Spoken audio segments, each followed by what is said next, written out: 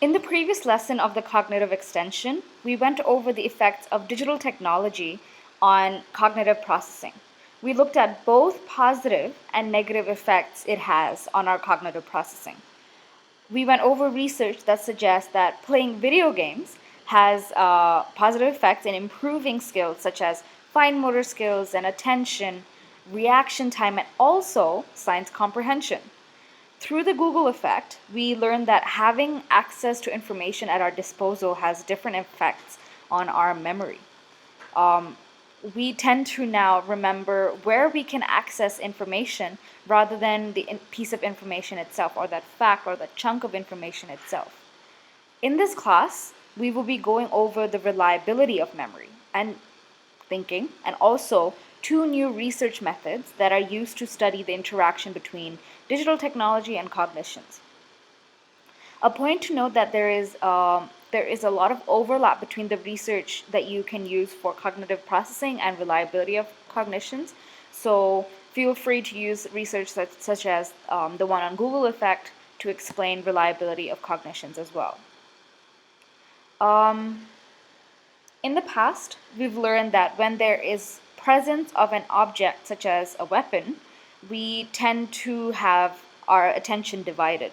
And that goes on to affect how accurately we are able to recognize a prime suspect in a lineup, right? And the same effect seems to hold true for digital technology. And this divided attention is what we refer to as induced multitasking. Induced multitasking is the act of switching back and forth between various tasks rather than focusing on just one. And this is induced by the presence of digital technology. I know that we are all guilty of this.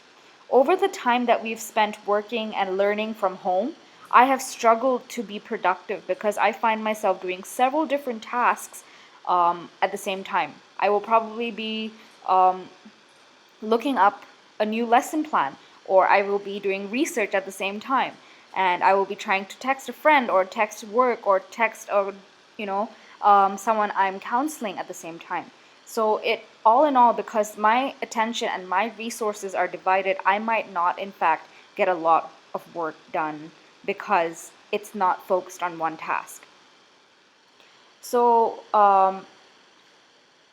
again, this constant switching back and forth between tasks are bound to have obvious implications on the reliability of our memory and thinking, and also decision making. Due to the lockdown again, I've had to resort to ordering e-copies of books to read on my phone or on my laptop. And because of this, I already don't like reading online, but because I've had to do this almost forcefully, I find myself switching between my book and texting a friend or scrolling through Instagram, and that has basically resulted in me finishing no books during this time. After texting my friend, when I return back to my book, I often find that I've forgotten what I'd read. So again, that causes a lot of frustration and clearly shows that my memory is getting affected. Moreno et al. Aimed to investigate the same. They wanted to check whether students remained on task while they had access to the internet. They used an experience sampling method. Don't be confused. This is not a sampling method. This is a new research method that you're going to come across. This research method is an extensive, longitudinal, qualitative, and quantitative method. It aims to gather information regarding everyday experiences. It also is referred to the daily diary method. It's phenomenological in its approach, in that it tries to understand participants' own experiences of their thoughts, feelings, behaviors, allocation of attention to a certain task, and even their environment. Participants, when they're engaged in an experiment or a research that uses this method, are expected to carry around a device which signals to them 5 to 10 times daily when they should be writing an entry in their diary. And there is usually a prompt or a question that they receive during this notification. And questions can be close-ended and open-ended at the same time. Okay, so it gives you a lot of rich data to analyze. In Moreno's research, instead of entering into their diary, participants who were 189 university students responded to 6 to 10 texts per day. The participants were asked questions like, "What are you doing right now?" or "How interested or engaged are you?" The researchers found that when using the internet, participants were half the time multitasking. And the most popular off-task engagement was on their social media, which obviously then goes on to affect how much attention they're paying to actually doing the assignment or doing the essay or even talking to a friend. So that goes on to affect several other tasks, and it divides your attention, which reduces your effectiveness with the task that you should be doing. Rosen, Carrier, and Cheever, they also conducted a similar research on induced multitasking, but they used a research method called a minute-to-minute observation. 263 students who were unaware of their participation in this research were observed by 128 other students who had been trained to carry out these observations. They observed these 263 students while they were studying at home during a duration of 15 minutes. The observations were divided into 2 phases. The first phase, it involved observing the environment of the student before they started studying. Were they going to study in their room? Were they going to study in their study room, dining table? And were there any technologies present in that environment? And also how many windows were already open on their computers. So this was the pre-observation observations. And in the second phase, the observers were given a minute-to-minute checklist that they filled out every minute for 15 minutes. They also had to record how many tabs were open per minute in the participant's computer. Post the observations, the students who were the participants were also given a questionnaire assessing their attitude towards technology, and also were asked to indicate their GPA. So this is kind of how the minute-to-minute checklist would look like. Here you would add minute number 1, minute number 3, minute number 10, and you would check off all the things that the student was seen to be doing. Were they writing their paper? Or were they writing on their paper? Were they eating or drinking? Were they stretching? Or were they messaging a friend? Were they watching television? Did they have music on? And also, the observer wrote down how many tabs were open on their laptop. So what they found was that the participants were able to remain on task on an average for only 6 minutes before they started to engage on an off-task behavior. They also, on an average, spent only 10 minutes in total of the 15 engaging on their on-task assignment. This off-task behavior was mediated by technology being available in their environment, stretching and walking, and texting or using Facebook. So these were the most common off-task mediators or distractions. They also found a correlation between students who accessed their Facebooks at least once during that 15-minute with lower GPAs. And again, remember, it's correlational, which means that it could be the other way, okay? And it also could mean that there are other factors that influences their GPA, obviously, which could be their ability or their performance or test anxiety. So there's different factors. So it's only correlational, and it may not even be true and valid. Low and Kanai in 2014 also conducted research on media multitasking. Their participants basically answered a media multitasking index, which would have given them a score of high media multitasking, moderate, and low media multitasking. And after that, they basically asked the participants to go through an fMRI scan. And what they found was that individuals who had high media multitasking scores had lower density of their anterior cingulate cortex. And this region is responsible for cognitive control and also emotional regulation.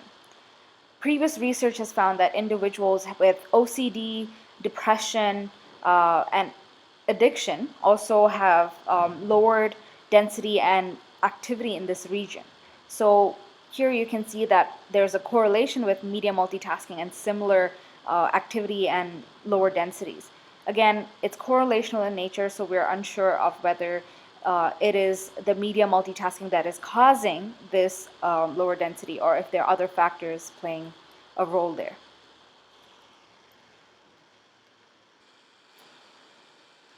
When it comes to thinking and decision making, we know that using heuristics results in cognitive biases. And digital technology, especially social media, has been found to make us more susceptible to using heuristics. Frequent use of social media could reinforce biases, especially confirmation bias, which is obviously the tendency to look for information that confirms our views. Algorithms that are used in networks and social media sites often amplify or increase the effect of this availability heuristic because they do provide us information and advertisements based on our posts, our social media history, and our browsing history as well. And this again goes on to aiding the confirmation bias. For example, if my browsing history has online workouts on it, it is likely that I will be presented with weight loss advertisements on social media, maybe my Instagram. It has also been found that we engage in horizontal and vertical comparisons with others on social media, which is again comparing our lives to our friends and also to celebrities that we're so often following and are exposed to. And the trend that is often observed is that these comparisons are negative in nature and are based on the availability heuristic. What people post on social media is often of their best life, of all their positive and happy memories, and rather than their negative experiences and memories. Chow and Edge conducted a research on the availability heuristic and how Facebook users evaluate themselves in comparison to others. For the purpose of this research, the researchers recruited 425 US undergraduate students who went on to fill out a 10-point Likert scale survey. And this survey had several statements that they had to, again, rate their agreement on. And some of these statements could be stuff like, many of my friends have a better life than me, or many of my friends are happier than me.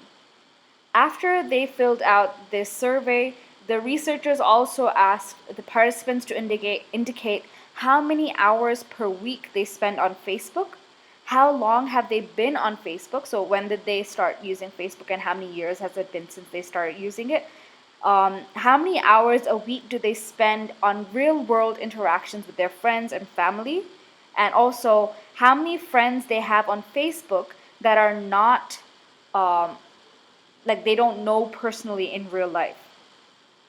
The researchers found, based on this survey and also the demographics or their details about Facebook use, the longer hours an individual spends on Facebook, the stronger their belief is that others have a better and happier life than them.